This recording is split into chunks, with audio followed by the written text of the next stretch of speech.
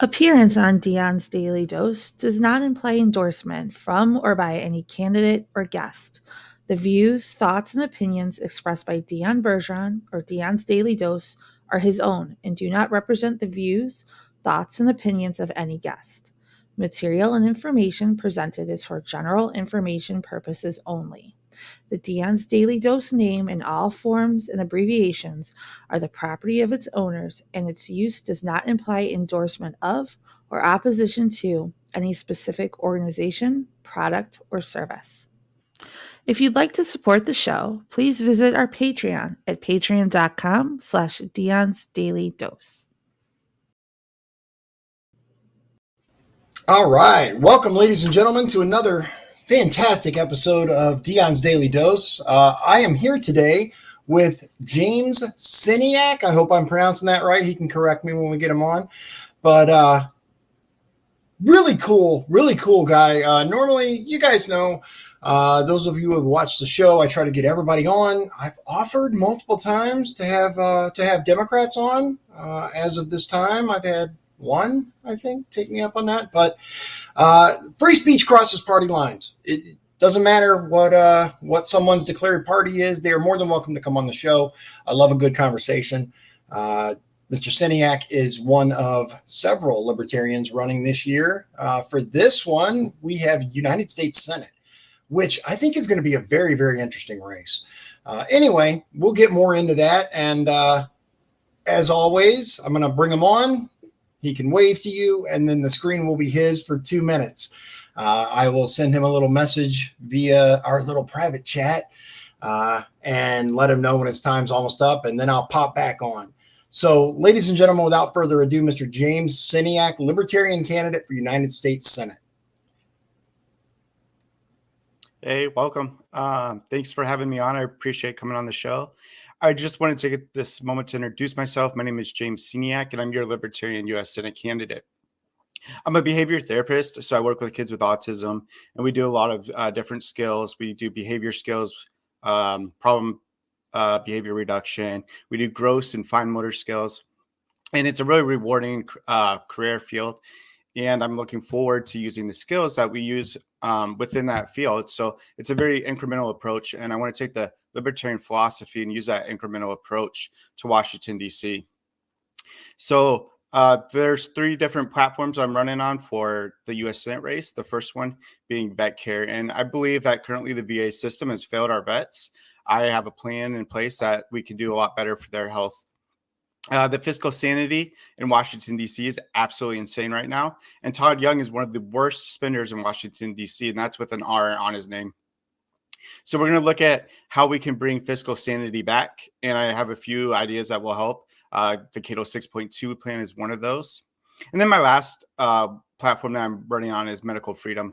And the idea is that politicians should not act as our physicians. From a national standpoint, they can't make an individual medical decision for you. So I think these are great.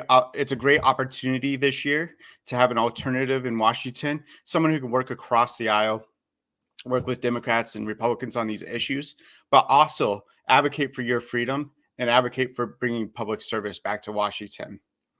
So I definitely thank you for listening in tonight. I appreciate any comments or questions that come through. My campaign's always looking for feedback and want to hear from you guys because we want to bring back public service to politicians. Awesome. So there's a lot that I'd like to talk to you about tonight. One of the things, let me fix my camera here. So one of those is, I don't know if the viewers are aware, some of them may be, but Mr. Sceniak, right? Let me make sure I say that right. It's Sceniak. Okay. Mr. Sceniak adopted a portion of highway and went out and cleaned it up. This is the first time I've seen personally any candidate do this. Myself included, I'm a lazy bastard. I sit here and, no, I'm not lazy, but I do the normal candidate stuff. But this was actually something pretty incredible, in my opinion. You adopted a section of highway. Is that interstate or where is that? Tell us. Well, so actually it was the Porter County Libertarians. So they did it as a county, and then I just helped them this year clean it up. So the Porter County Libertarians adopted it, and it's part of our philosophy of taking care of our communities. So it was really important to us to do that. Okay, awesome. So a lot of people may or may not know about your job that you do. My wife actually was reading over your information. She's a Medicaid waiver case manager, so she immediately recognized what you do. And you guys don't interact because you're in a different area. But she's like, "Where's he from?" I'm looking him up because I want to see if I worked with him before. So she has a special understanding of what you do. And for those of you out there who don't know, it's a heck of a job he does. He works with the developmentally disabled, just like Liz. Those longtime viewers, she's explained it's a slightly different job, but it's in the same field. And it's, while being greatly rewarding, it's a difficult job, right? Definitely. It has a lot of challenges, and therefore you'll see a high turnover rate in the field. There's a lot of reasons. It's emotionally demanding. It's physically demanding. We have to deal with physical behaviors. So a lot of people coming into the field don't even always realize, working daily with the autism spectrum, how actually dangerous it is to your physical being if you're not prepared or ready for the safety aspects of the job. So there's a lot of turnover. It's difficult, but what gets me through is the rewards. And you see so many rewards in this field. I witnessed my current client running track, and he wasn't even able to push a breakfast cart in the morning. So you see those improvements from the beginning of September to now, and it's just incredible to watch. And I really love that part of the job, and that's why I keep doing it every day. That's phenomenal. That's awesome. And to see something like that, like a real benefit, a real change in that period of time, has to be incredibly rewarding. So we're going to start with what I call rapid fire questions. These are non-political in nature for the most part. They're just regular get to know you questions. They're important to me. So first of all, the one that's most important to me: how do you like your steak cooked? Medium rare. Thank you. Oh my goodness. It boggles my mind the number of people out there who destroy steak. You can't. I mean, I've had people try to put steaks back on the grill, and I'm like, "You're doing it wrong." And Right. You're doing it wrong. Stop it. Cats or dogs? So I'm an animal person. That being said, I've had both. I think dogs I've had a little bit easier experience with, but yeah, I'm definitely an animal person. Okay. All right. Good. As you can tell, behind me, I don't know if you can see him, but that is Grizzly. He decided to join us today. So, okay. So let me ask you this: what is your favorite restaurant in your area? I really like Ale Emporium. It's something I found down in Indy, and it's to me one of the best wings you'll find in Indy. They have a Hermanaki wing, and it's absolutely amazing. It's one of my favorite go-tos. So, Okay. being a huge wing fan, it definitely was a good find down here. Nice. Okay. So you live around Indianapolis then? I do. I live in Greenwood, just south of Indianapolis. Okay. All right. What's your favorite sport? So to watch, probably football. To Okay. play, probably basketball. So I assume, being so close to Indy, you're a Colts fan then? I am. I love going to the games when I can, and I definitely watch them weekly. So it's a fun. The Colts are a fun team to watch. Hopefully, this year Yeah. we'll see some. Well, at least playoffs, right? So Yeah, right. Okay. So when you were a kid, what did you really want to be when you grew up? What's the first thing you remember being like, I really want to do that? So I come from a very conservative and religious family. And the first, when I was 4, I wanted to become a pastor, and I don't know specifically why, but from 4 on, I was convinced for a long time I was going to be a pastor. Okay. All right. Interesting. You are like I want to say like third libertarian candidate I've had on that comes from a very conservative religious background. Bless you. It's my cat. So that's interesting to me because generally that type of background leads to Republican party affiliation, I'd say. So that's interesting. What is your favorite movie? All-time favorite, it's the trilogy, but the Lord of the Rings trilogy. I Nice. it's beautifully done. and loved the books. So it was a good series. Nice. Okay. What is your now? Normally, this is like district related, but a lot of people may or may not know senators run for the entire state. It's not broken down into different districts. Todd Young and Mike Braun are the current senators for the state of Indiana, and each of them represent the entire state. So normally, I would ask, "What's the favorite thing about your district?" But what's your favorite thing about Indiana? The people. Yeah, right. I'm right there with you. I just love the Hoosier hospitality. I heard it called that from people who have come here. Where I grew up, the community, there's Amish, there's Mennonites, very diverse group of communities in that area. So that was really neat to see. Now that I'm living in Greenwood, it's again a very unique, but Hoosier. It's really the people that make Indiana, and that's what I love about Indiana. I agree. I'm actually from Louisiana originally, and I lived in Mobile, Alabama for a while. So you hear about Southern hospitality, but my personal experience, the people up here are just generally friendlier than even the deep South. So I found that very interesting. It's one of the reasons why I chose to live here. But let's get into the real ones, right? The real question. So hope I have the right one. Nope, that's the wrong one. Hold on. I have a list. So it's not bad though. So you're a behaviorist. Very, very awesome career. First of all, what made you decide to want to do this? Well, so from the going back to the pastor, I realized that wasn't for me.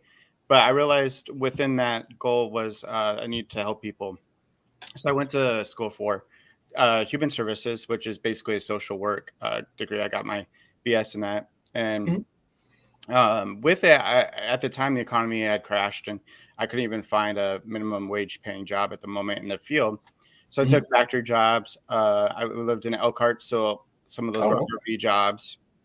And I was just kind of waiting to find the right job. And so finally I got a point where I was like, I got this degree, I need to use it.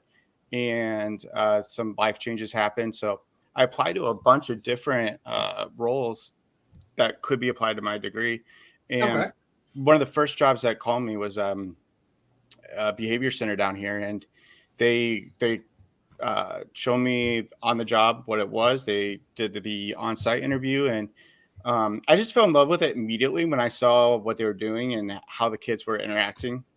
Okay. So they were the first job to interview me. I did take other interviews, but they were the first one to give me an offer, and I ended up taking it because it was that awesome to me, that what they were doing every day. So yeah, awesome. Okay, so then how did you transition from doing that and loving that to wanting to run for United States Senate? Several things. I've always been interested in politics. And it's kind of more of a side gig. I follow it. I have helped on campaigns before, but I had taken a break for a while. And so I really saw that how the two sides were really divided at the moment. And I thought that now, is a time we need to make change and progress and bring people together over tabletop issues that we can talk about. And I don't believe the nation is as divided as we believe it is. I believe most people I can sit down with at a table and we can find something in common. Right. I agree with you there. So I'm still doing behavior therapy. That's still my full-time job.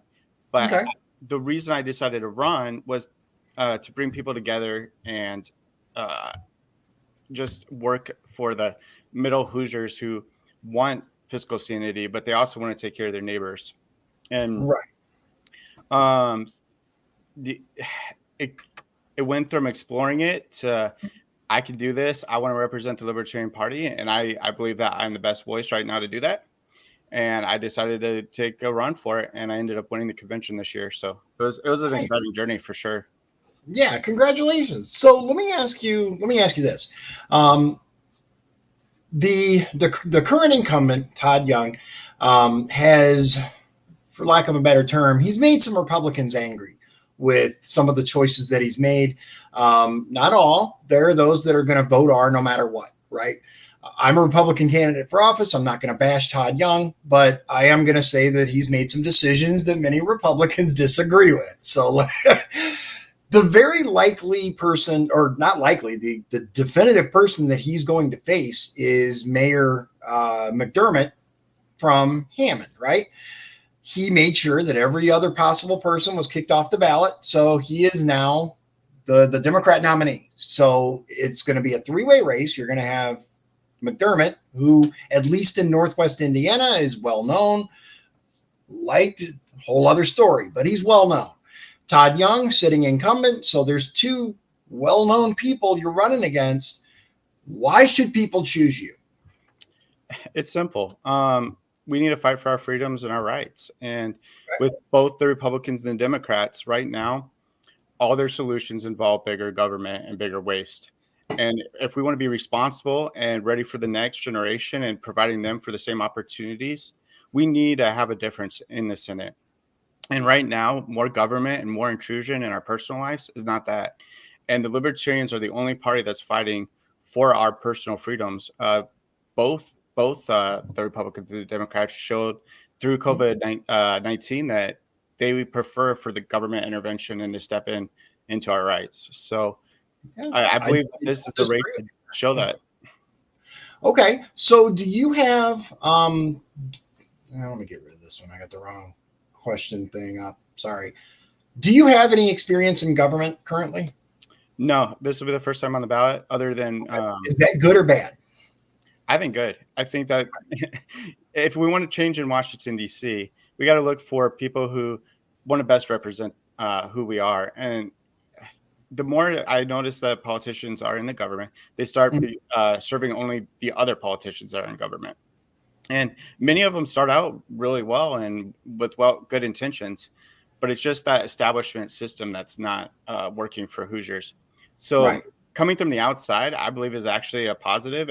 And with my perspective from the social work side, I can understand the humanitarian side of running and coming from a very conservative, fiscally responsible family, I can understand economics. So I think having an outside voice is a very positive thing.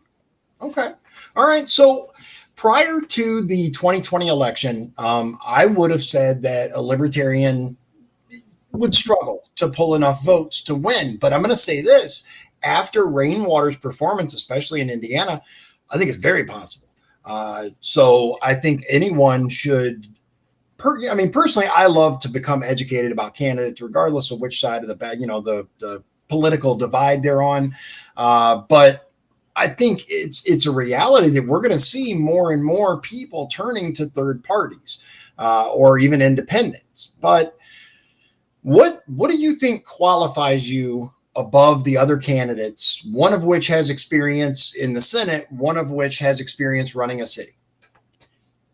So what qualifies me is representing the people. And when we look at what a Senate role is, it's about representing our constituents.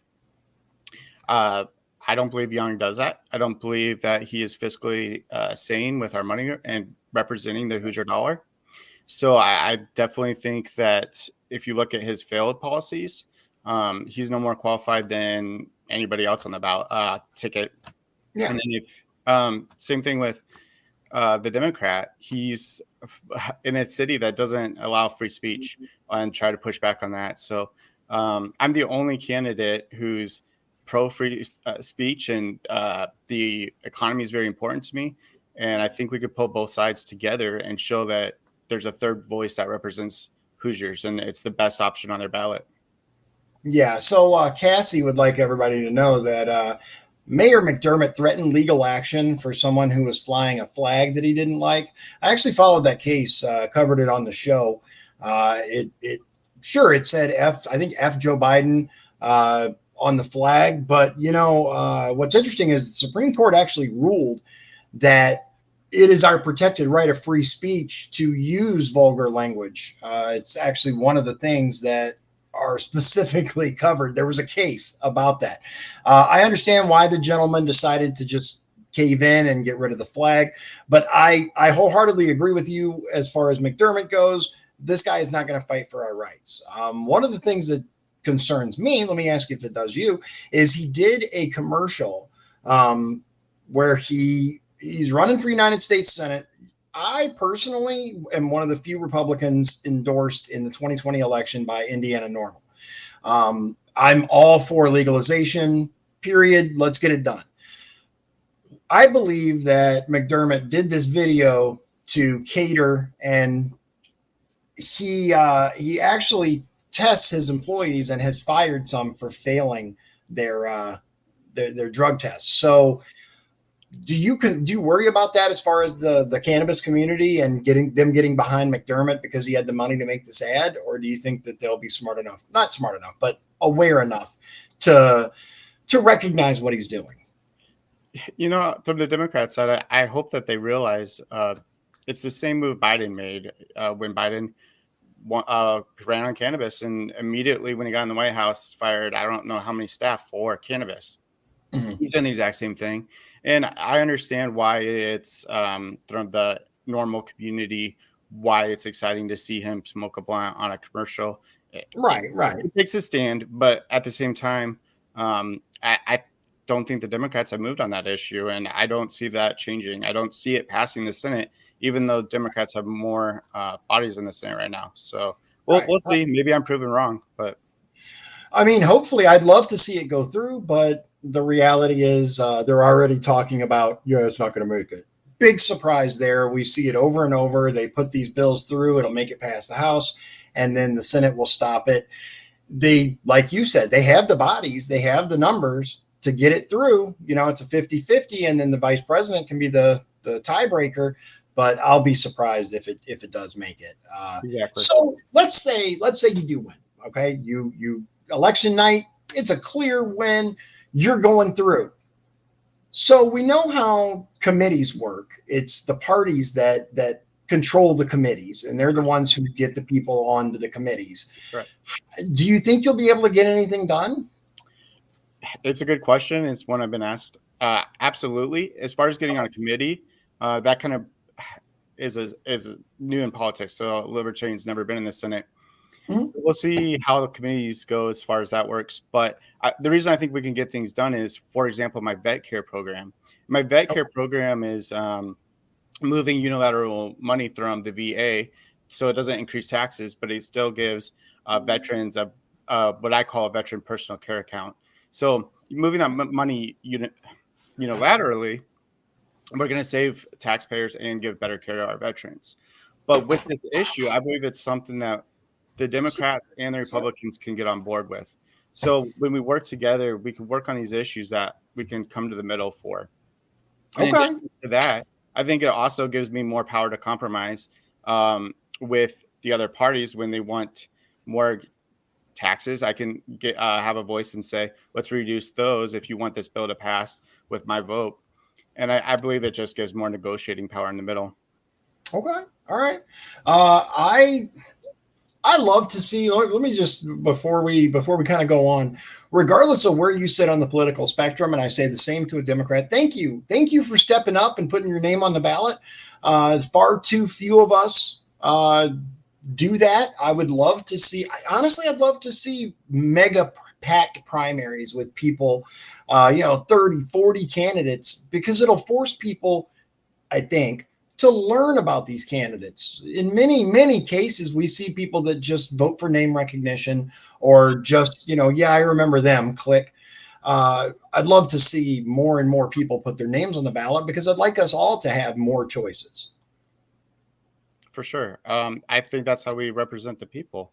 And even when you were talking about the primaries, both sides kicked off everybody on their ballot. And I think that screams corruption and it doesn't want the people's voice. I believe if they truly wanted to represent the people, you'd see more people come up on the primaries, but it's establishment politics. Right. I don't disagree with you there. We had our own set of challenges that happened up and down the ballot on the Republican side, Democrat side. I urge people, just kind of a side note here. It's related though. I urge people to pull up the actual hearings that they held in Indianapolis with the election commission, where they had these people that had challenged primary ballot access. Watch it because it's really quite telling some of the reasons that people wanted that various parties wanted people off the ballot. For example, there was a Democrat that was pro-life, and the Democrat chairwoman wanted him kicked off the ballot because he was pro-life. These things are very, very frustrating to me as both a voter and someone running. Is that what we're reduced to? Really? So my thought on it is the Republicans and Democrats have already chosen your vote. They didn't give you a choice. So talk about a wasted vote. It's a chosen vote for you. They think they can make that choice. So look at the primaries. Look how corrupt that is. I will be the only one on the ballot with a contested, for me, it's convention, but essentially a primary. And that shows that the Libertarians are principled and we're ready for different candidates with different ideas to come forth. We actually have pro-life and pro-choice candidates in the Libertarian Party. And based on just that issue, we're not going to immediately kick them off one way or the other. So I do believe that's where we're at with the two-party system, and that's why it's failing voters. Okay. All right. I think here's the thing. I do believe that there is definitely an argument to be made for that. And I would be interested in any ideas people have to make the system more fair. Again, I'm a Republican candidate for office. I'm not saying that everything's right, though, because we know it's not. There are many things I think that could be tweaked, that could be fixed. One of the things that I've heard people say over and over is, where's Paul at? There he is. RCV, ranked choice voting. That's something, interestingly enough, that both parties use in their primary, but won't allow it. I say both. Republican and Democrat, you guys, I think, do a different sort of deal for your primary, right?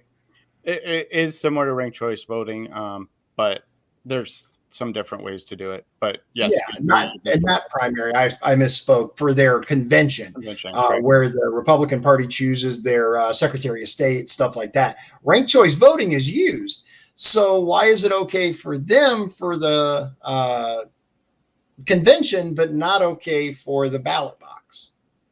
Because it doesn't work in their favor in the general election. So it works in their favor for when they're running their own conventions on their own side. But that's the beautiful thing about ranked choice voting is it actually represents people's voices more. So let's say there's two candidates you really like on the ballot and one you absolutely don't. So you rank them, and the one that you don't give them your vote at all. But if your first guy can't win, then your second vote actually does still get counted. So it gives you more voice in your vote. So why we're not promoting that, I don't know. And it only makes sense if you want to represent people to promote ranked choice voting. Yeah, I agree. So Cassie says, better ballot Indiana. Follow them. Also looking for a Republican candidate to speak on it. I'll check it out. I am always open to more what's the term I'm looking for? A more accurate representation of what the people want. And I popped it on the screen real quick, but I agree with Danny here. He said there's a big difference between pandering and principles. Libertarian have been pro-cannabis for 50 years. You're not wrong, man. I mean, it's absolutely right. So what do you think is the biggest challenge facing the United States today? The number one thing? Well, it goes back to an earlier remark about how divided we've become.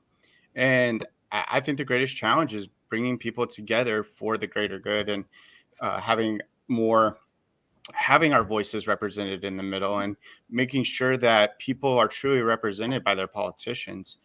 So with the media and how they want to portray a lot of what's happening in Washington, it only furthers that divide. So really, I want to bring back what politics should be, and that should be about giving you proper voice and representation, giving you more freedom and the government less control. And these are real issues that are happening currently, and I think we need a voice that represents the ones that can come together at the table and make a difference. Okay, good answer. Good answer. What do you think the number one challenge the world faces? We see it all over the war, and it's not just Ukraine and Russia. Yeah. Ethiopia, my friend had just called me about her parents trapped in Ethiopia right now. So, Oh, wow. so conflict is all over the world, and it's a huge issue, right? Mhm. Young soldiers are fighting, and on both sides and dying. And what can we do about that on a global world aspect? And what is the United States role in that? So those are all Right. great questions and things that we can look at. Yeah. Do you think that the United States should be the world's police force? No, so that's a very libertarian philosophy, and Okay. I believe something that like the Iraq War, where we're there 20 years, that's absolutely ridiculous. Mhm. Soldiers come back from war, and you can tell the trauma and the from a mental health perspective, the Yeah. issues that they face after war, and it's not our role to be a world police. Okay. All right. I agree with you there. I think we've seen over and over that the people that benefit most from it are people that will never be involved in it. They're never going to be on the ground. They're never going to, send their sons and daughters off to fight in these wars. They're just going to collect the profits from it, and that's something that we absolutely need to change. Speaking of profiting from it, do you think that members of House and Senate should be banned from owning stocks? So we got to look at accountability, and I think the answer is yes right now. Um, Okay. I give the example that I live with someone who works for the Hoosier Lottery, and not only can he not buy a ticket, but anybody in the household, even though I'm not related to him or anything, anybody in the household can't buy a ticket and win. So Interesting. yeah, so in the free market, we already have regulations for different platforms. And same thing with athletes; they can't gamble on sports. Right. Right. We've However, seen, yeah. And we've why seen are that in trouble politicians for that before. Yeah. who legislate policy that affect these businesses, why are Mhm. they able to trade on the free market? And I believe their disclosure is only at this point 90 days. So a lot can happen in 90 days from the time they disclose it to buying and selling. So, Oh, absolutely. Yeah. I so that's mean, clearly not working. yeah. We have to figure something else out. I agree with you. I don't know. I don't know what the solution is. But the fact that even the Hoosier Lottery has figured out a system to prevent cheating, such as it is, an employee can't purchase, even someone in the same household can't purchase. So why is it so difficult for us to be able to figure out a solution that would keep our politicians from enriching themselves with legislation for these companies, right? Yeah, I mean, insider trading is a reality. Yeah, and the same laws don't apply to them that apply to us. If we got caught doing the exact same thing, there'd be fines and criminal charges. So Yeah, yeah, absolutely. Okay, so let's get a little more fine tuned, I'd say. So let's assume that you were already in the Senate when Ketanji Brown's nomination came up. Would you have voted to confirm her as a member of the Supreme Court or not? So that's a great question. When I'm specifically looking for judges, I look Mhm. for ones that want to follow the Constitution, and Okay. um, I would have a series of questions and how they voted. I wasn't privy to all that information for Brown. From the Democrats, I honestly don't know if we were going to get a better quote unquote judge as far just because she was a public defender. And the one thing I haven't looked fully at her record, but Okay. public defenders are rarely ever appointed to the Supreme Court. And Yeah. so the idea that she has defended the public from the government itself would give me some encouragement. But overall, I don't think she follows enough of the Constitution, her policies that would give me her vote. Okay. All right. Not a bad question. I will say that you did a much better job of answering that than some people that I've spoken to in the past. So good job. Let me ask you this though. So the Senate has kind of dropped the ball when it comes to treaties lately. My friend sent me an article about it, and they've kind of been a very hands-off approach. But which is sad because it's allowed the executive branch to kind of take over as far as treaties go. But treaty power is a coordinated effort between the executive branch and the Senate or legislative branch. The president may form and negotiate, but the treaty itself must be advised and consented to by a 2/3 vote in the Senate. Only after the Senate approves the treaty can the president actually ratify it. So my question to you is, the UN Small Arms Treaty, would you vote to affirm that? We can look it up. I don't know all these myself, so I don't mind taking a minute to pop them up and look. Yeah, if you want to pop it up and look, I always hate to comment on something I haven't fully read or thought through. As far as I haven't read the whole treaty or anything, but I do have general opinions about NATO and how we deal with that.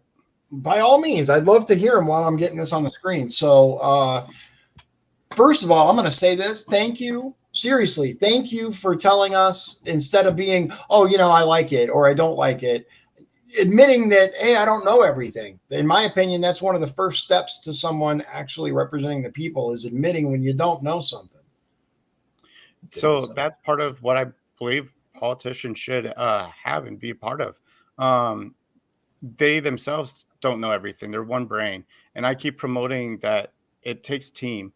And I'm always going to rely on my team. I'm going to rely on research. And obviously, I'll make whatever final decision from my team. But there's many professionals out there that know more than myself. So I think to be naive and say that I can have an answer for every single issue is something that I'm just not going to do. Well, yeah. I mean, a lot of people aren't aware of this, but House and Senate have over $1 million a year each, by the way, for their staff.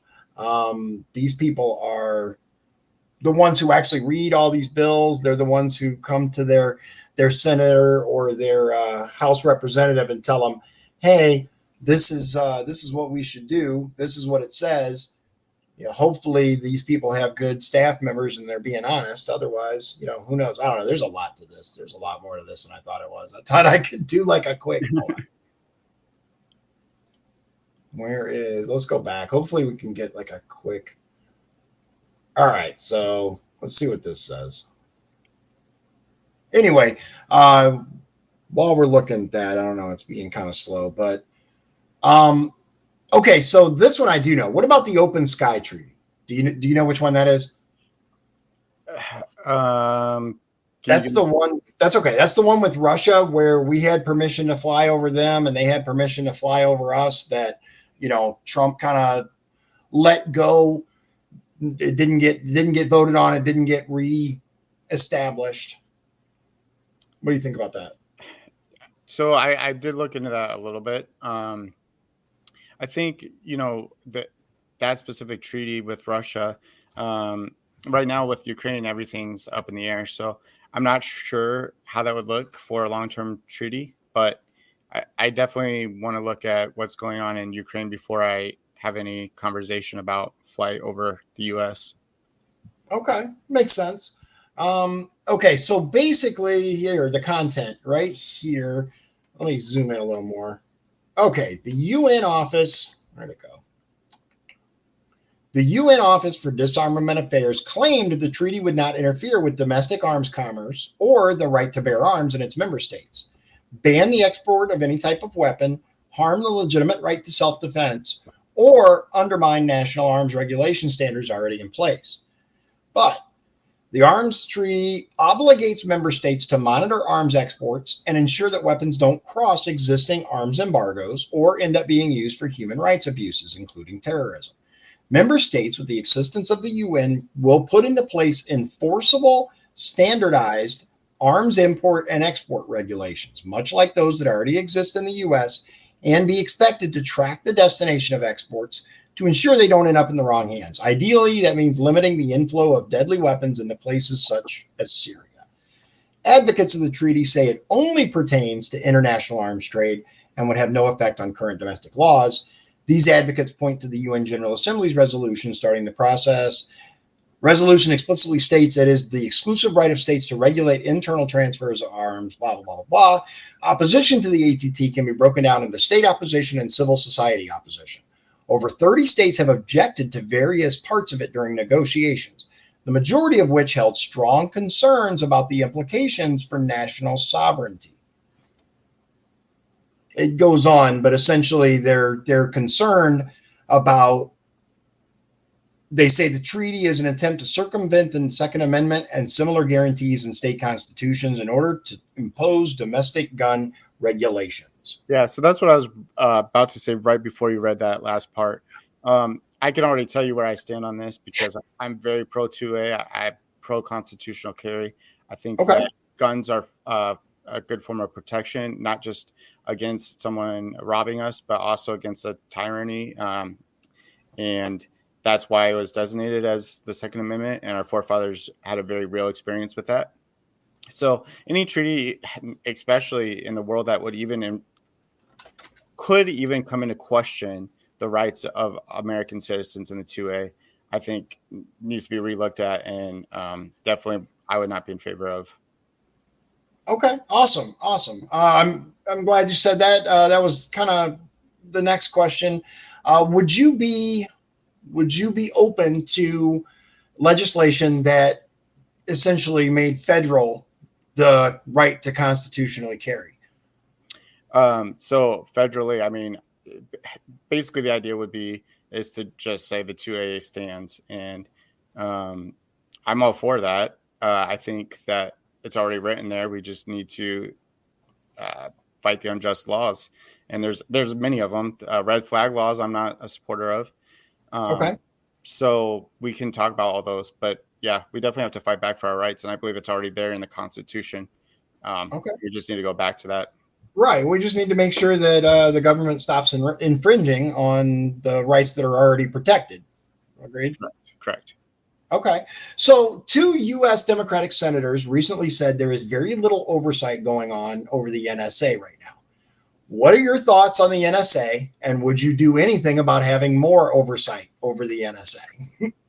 Well, I'm not a fan of the NSA. Right.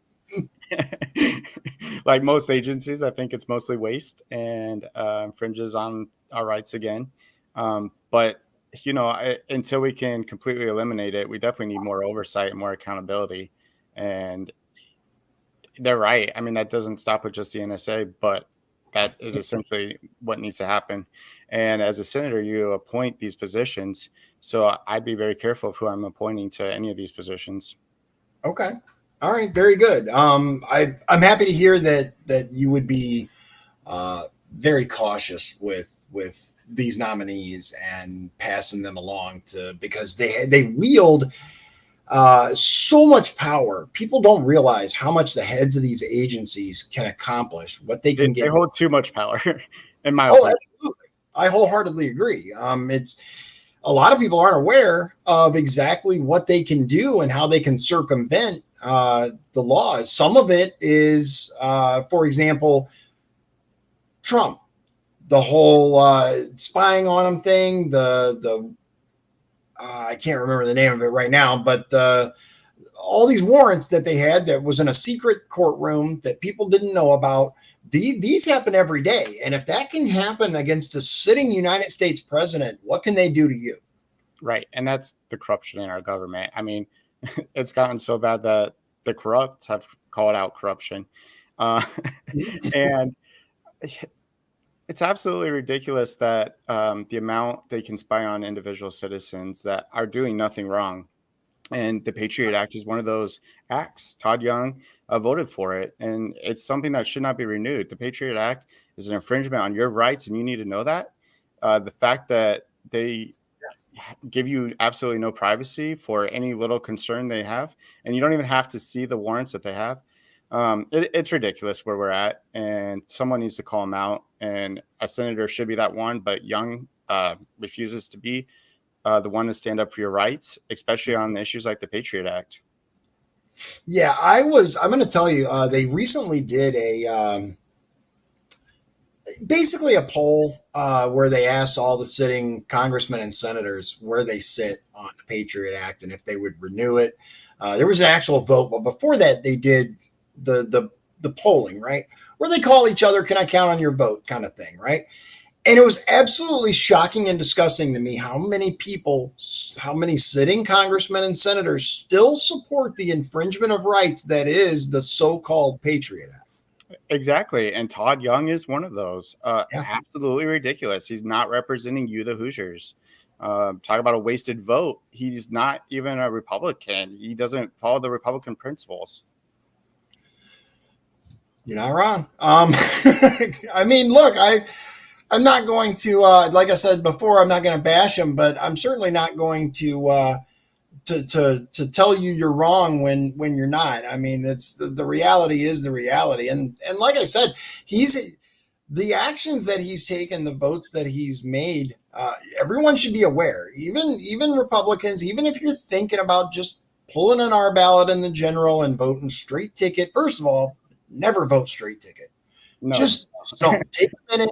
It takes like a minute to fill out your ballot, ladies and gentlemen. Please just take a second to act, because other reasons aside, local offices are not covered under a straight ticket vote. They don't, because you have multiple people you have to choose for things like county councils and stuff like that. So you're either not voting or you're voting incorrectly, in my opinion. So do you support a full audit of the Federal Reserve? I do. It's, again, one of those things about accountability in Washington and the rate of inflation right now and how we're dealing with that. It definitely needs audit, and it's a big issue. And this year, Hoosiers should see how much of an issue it is, because it's personally affecting their lives. Right. I agree. Okay. I'd be all for getting rid of the Federal Reserve personally. I think more and more people are becoming aware of what the Federal Reserve really is. And there's nothing federal or reserve about it. It is an outside bank that controls our currency, and we need to stop it. Right. And it just prints money, which contributes to inflation. Right, precisely. And there's debt associated with that money. Like it was fascinating to me when I first started learning about what it was really about and how it was set up. And, I urge everyone, learn about the Federal Reserve, what they really are. It's a central bank. It's not our research on that issue. Yeah. Okay. So do you support, or did you support the Iran nuclear deal? It's been a while since I've looked into that. I think that I would say I wouldn't support it. I don't think it favored us, but again, it's been a little bit since I looked at that issue. But yeah, I remember distinctively thinking that it didn't represent us well. Okay. What about what's the name? The trade agreement, the TTP, TPP, Trans-Pacific Partnership. Are you familiar with that? Can you go over that one? Okay, so the Trans-Pacific Partnership, TPP. Let's see if maybe Wikipedia can give us what is the TPP. All right, so this is. So according to the USTR.gov, is the TPP good? Now, remember, this is a government site, ladies and gentlemen. They're always going to tell you what they did was good, but it helps to ensure that the global economy reflects our interests and values by requiring other countries to play by fair wage, safe workplace, and strong environmental rules that we help set. Here we go. Hold on. Let's get this on here. So there we go. So that is from USTR.gov. I assume that's trade. Let's see here. So Wikipedia has a different, let's see. It was a proposed trade agreement between Australia, Brunei, Canada, Chile, Japan, Malaysia, a whole bunch of places. After Trump withdrew, the agreement could not be ratified as required and did not enter into force. The remaining countries negotiated a new trade agreement called Comprehensive and Progressive Agreement for Trans-Pacific Partnership, which incorporates most of the provisions of TPP and which entered into force on December 30th, 2018. Let's see here. Essentially, okay, so the original TPP contained measures to lower both both non-tariff and tariff barriers to trade, establish an investor-state dispute settlement mechanism. The U.S. International Trade Commission, the Peterson Institute, the World Bank, anything involving the World Bank, I'm immediately suspicious of. And the Office of the Chief Economist at Global Affairs Canada found the final agreement would, if ratified, lead to net positive economic outcomes for all signatories, while an analysis using an alternative methodology by two Tufts University economists found the agreement would adversely affect the signatories. Many observers have argued the trade deal would have served a geopolitical purpose, namely to reduce the signatories' dependence on Chinese trade and bring the signatories closer to the United States. There's a whole bunch, but ultimately Trump was convinced that it was a very bad thing, and I looked into it. I was not impressed with it. I felt like we would lose a lot of our bargaining power. You don't have to answer how you feel about it, because obviously it's kind of deep. There's a lot to it, but I will say it's along the lines of NAFTA, the North American Free Trade Agreement that was in place, but it's much more global than just our little area. And once again, in my opinion, we kind of get shafted. Well, a lot of these treaties really come back to a basic libertarian principle. And most of these, when you look into them, they increase government size, and in this case, world government. And for libertarians, we're always wanting to look at ways to reduce that. So to enter most of these treaties is absolutely something that I would not be adamantly for, because it increases that government size. Right. We're talking about the world government. And I think that we can safely say that I'd be very suspicious of anything that looks at increasing the government size. Right. Whether that's here domestically or internationally, bigger government is very, very rarely, I would say never, good for the average citizen. Well, I mean, even if we just look at the United States and Washington trying to make decisions for individuals all over from California to, Indiana is very different, and Florida is very different. So you look at all three areas, but they're trying to make one decision that affects a wide range of people and communities and cultures. So to increase government size and even going on to a global aspect, it's just not going to work for your individual rights. And that's something that we really look at as libertarians. Okay. All right. Let's see here. I got a couple more questions for you. Let's see here. I just had it. It was really okay. So there's a lot of talk about Medicare and Social Security. Medicare for all, first of all. Are you in favor of Medicare for all? No. I think that we've can look at free market versus government control. And I think the free market has served us better medically overall, if you look at the most advances. So at this point, I would not be for Medicare for all and having more government intervention within medical care. Do you support universal basic income? So if we're talking minimal wage, I don't actually have that much of an issue with it right now. I think there's better systems to do it. And instead of taking big jumps like we have in the past, I think, if we're going to have a minimum wage, increase it by 3%. I do believe it gives some protection to employees, but we also have to look at how inflation works with all of that. So I'm not a big fan of these when we as politicians take these huge jumps from whether it be 725 to 15 or whatnot. So So the universal basic income is where Sweden, a couple of foreign countries have tried it.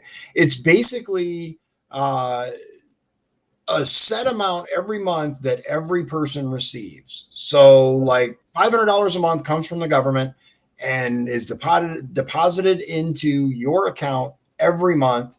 And the claim is that this will raise people from poverty. It will allow people to have a standard of living that is higher than it is now, and it will ensure that kind of everyone's on an equal playing field.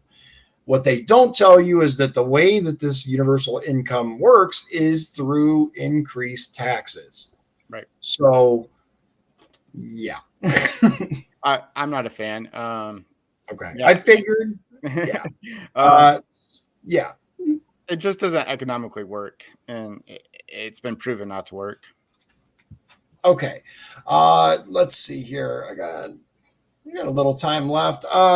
So one of the things that has kind of been talked about a lot lately is Social Security is going to run out of money. They keep telling us that Social Security is not going to last much longer. It's going to be out of money by this date, then it's this date, then it's this date. Ultimately, we're going to have to make some really tough decisions when it comes to Social Security, I believe. Do you think that raising the minimum age that you can collect Social Security, or do you think that there are other options available to us? I do believe there's other options, and I don't know if you've ever heard of the Cato 6.2% plan, but what it does is it actually allows individuals like my generation and even younger than me to opt out of Social Security with the 6.2%. And with the Cato, I vary the plan a little bit. The Cato directs that money to a retirement fund, but my plan would actually just give it back to the individual to decide how their retirement works. So they have personal freedom within that.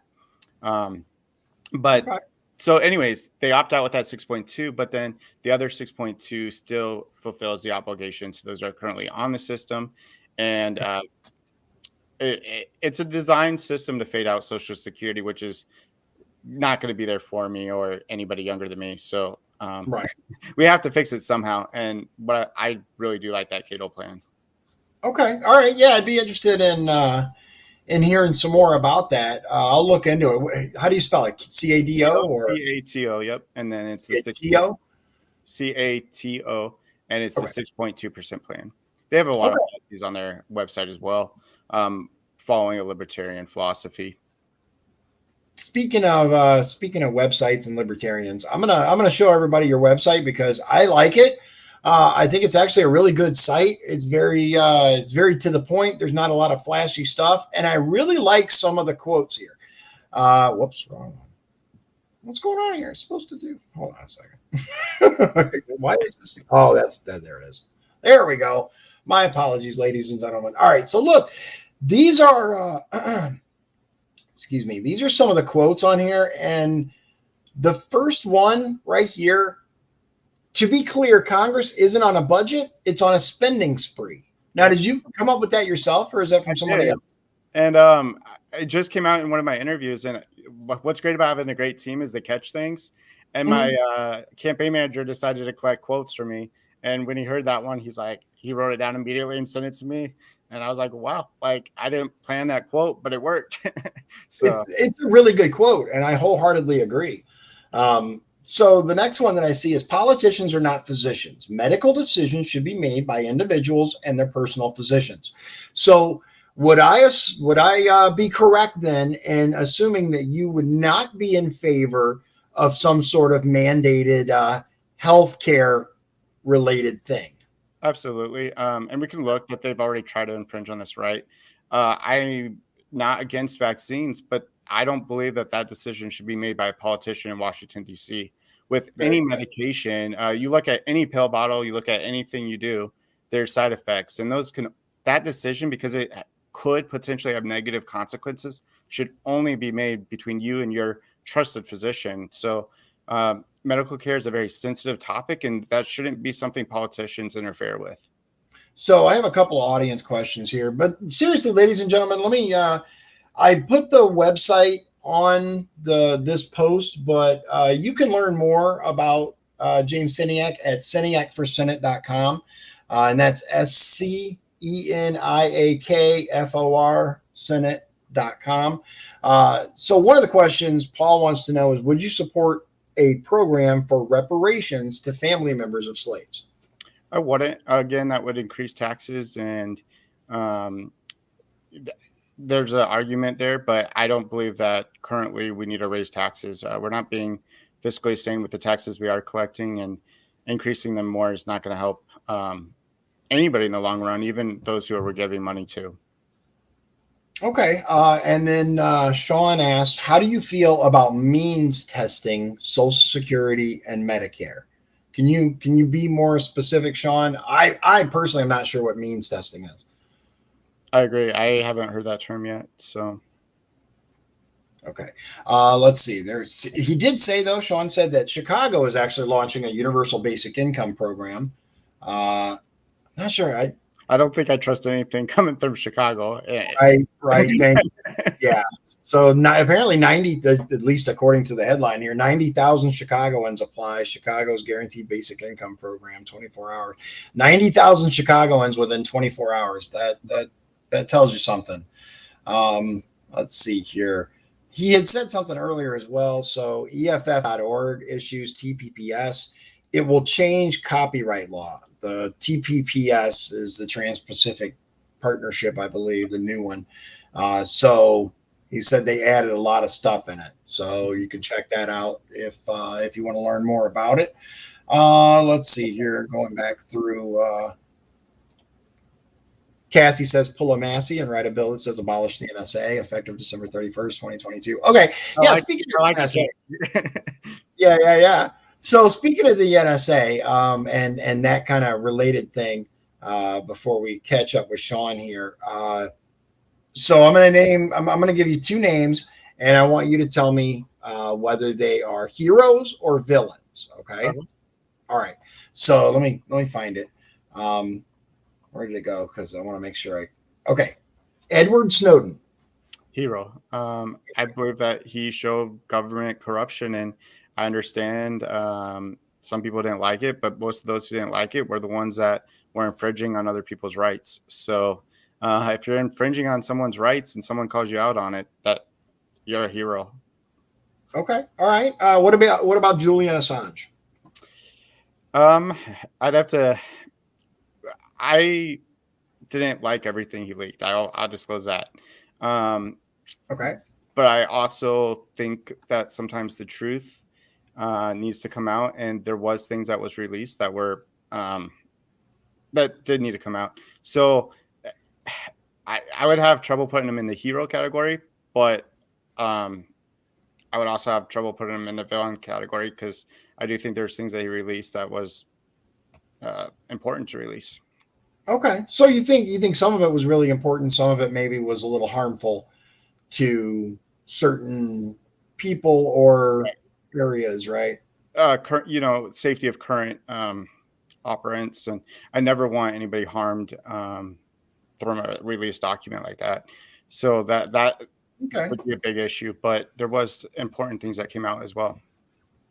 So we got some examples of what means testing here is. So Sean said means testing is when those who have money cannot collect Social Security or Medicare, or they get part of the money they put into the system. Danny said if you make over a certain amount, you won't qualify to draw Social Security. So yeah, Paul just dropped sounds mighty discriminatory.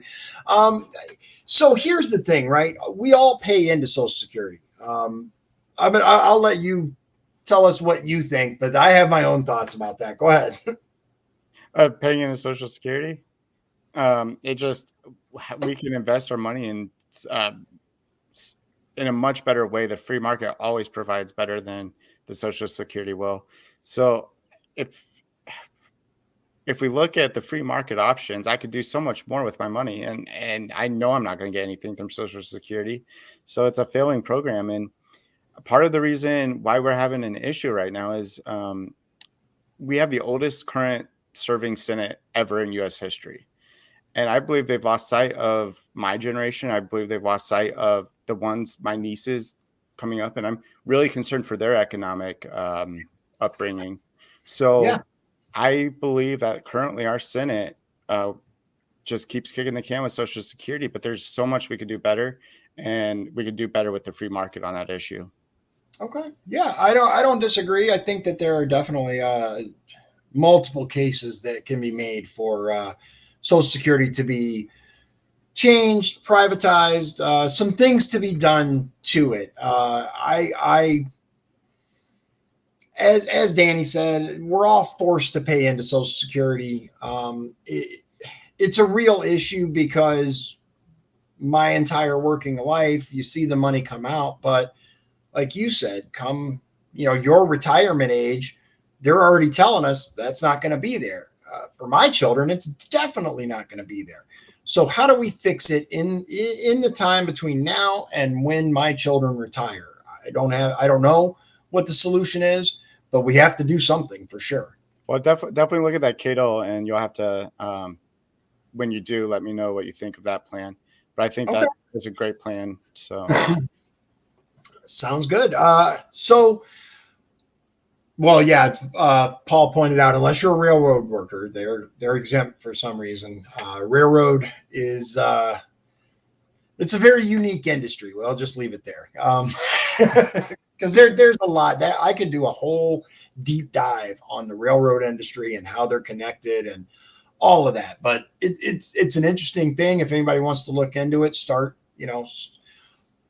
look at the connections, the people who built America, the railroad systems, and how they actually wielded more power than the government for a time. It was interesting. And still there are certain rules that are in place regarding railroads and power plants and stuff like that. It's fascinating.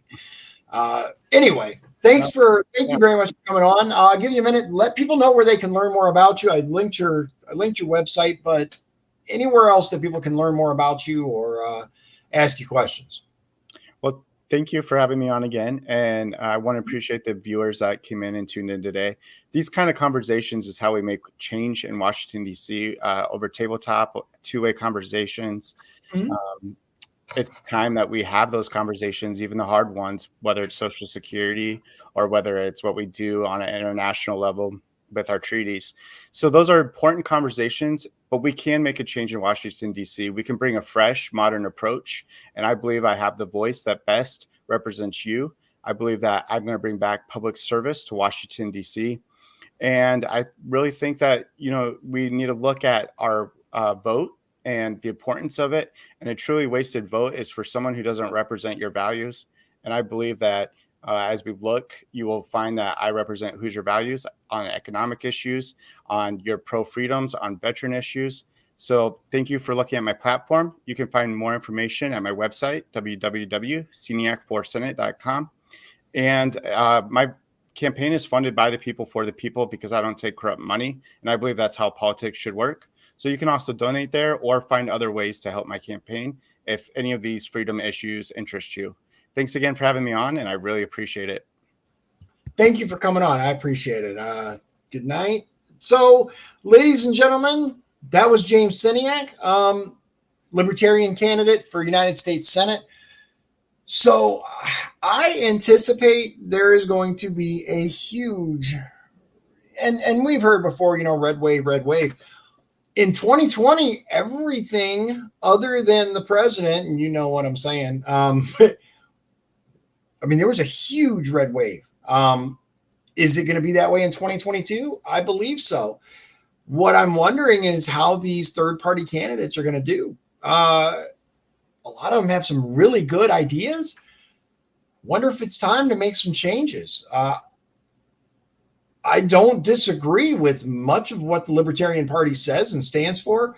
I think, okay, so yeah, Danny says, be bold, vote gold. It's a cute little slogan. I like it. But is it going to be enough? Are people fed up enough, do you think? I will say this. We didn't have that high of hopes in 2020 with the governor's race, but I was stunned at how well the third party candidate did. I believe it was a record. It was up there. It was up there. Beat the Democrat in many, many locations. I don't know the exact numbers. You can look it up if you're that interested. But Cassie says it wouldn't hurt to put a couple in. Yeah, I'll say this. One thing that's really interesting to me is a couple of the most popular Republicans are people like Massey, who is a Republican, but is very libertarian leaning, right? Okay, so hold on. Paul says 32 counties is how many places. Yeah, Danny says second place in 33 counties. So 32 or 33 counties. Rainwater actually got more votes than the Democrat. That's huge. I don't think people understand how massive that is. That is a huge, huge deal. Is it enough? Is it enough to get some libertarians in this time? I'll tell you this: I don't mind working with them. I think a lot of things are going to be very similar.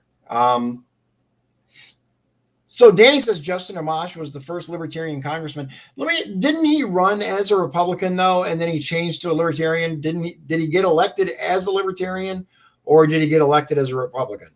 I'm just curious, because if he got elected as a libertarian, that's very, very impressive. I thought he was a Republican previous to that. I don't know. I don't know that much about him. Yeah, so that's what I thought. Not that it's that's what I thought. But I'll say this: I really think the field is ripe. I think that there are many races that we could see a third party really do quite well. There are many angry people, especially on the left, because there are many people on the left that do not agree with what's considered the current, sort of I'm looking for here, the current party beliefs, right? Defund the police, stuff like that. This super woke ideology. They don't agree with that, but they also don't agree necessarily with some of the Republican values or interests. And let's face it, the media does their thing to make people think things that are untrue. So I think that the third party has some interesting. Well, you know what? That's actually another. Cassie says we almost had Kurt Knisley on our side. I actually had Kurt on the show, and he is a very libertarian-leaning Republican. That's what I was going to say. Is most of the Republicans that are super well known and really popular are very libertarian leaning. So I'm actually surprised that a couple of them haven't actually switched like Justin. But it is what it is, ladies and gentlemen. I love to hear from everybody, left, right, center, libertarian, or Green Party. They're all welcome. And I think we had a great conversation. Excuse me. I will say this, Mr. Sceniak certainly has some great ideas on some stuff, and I'll have to look into the things that he told me about. Hey, as a Republican candidate for office, I can't exactly say too many things other than your vote is your vote. Never ever let a party or a candidate tell you who to vote for. Do your own research, learn about these candidates, and don't feel obligated to vote for anyone, ever. Don't try to play ballot games. Don't try to, this vote doesn't matter. I'm going to waste my vote if I vote for that person. The only wasted vote is a vote not cast. Vote for the person you believe in. If we had more people that actually voted for the people they believe in on an individual basis, we could fundamentally change this country for the better. I wholeheartedly believe that. Cassie asked, can I message you? Absolutely. Message you about RCV. Yeah. I don't mind learning more about it. I'm familiar with it. I would like to see how it could be utilized for our regular ballots. I don't know if the legislature would go for it, but hopefully come January, I'll be in there and we can debate it on the floor and we can get some people on board. I'm not opposed to it. I'd certainly be willing to have the conversations. That's one of the things that's great about America is you can actually have some conversations with people, and you don't have to believe a certain way. You don't, at least for now that the Ministry of Truth is becoming a reality with the under the heading of Homeland Security, right?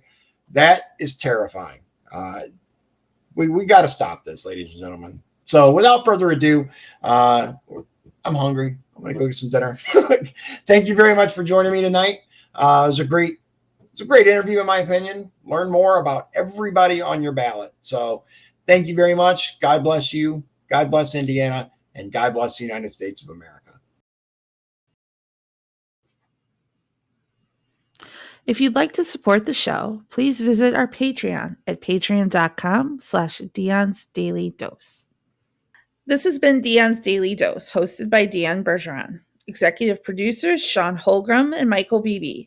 Copyright 2022. Dion's Daily Dose. All rights reserved.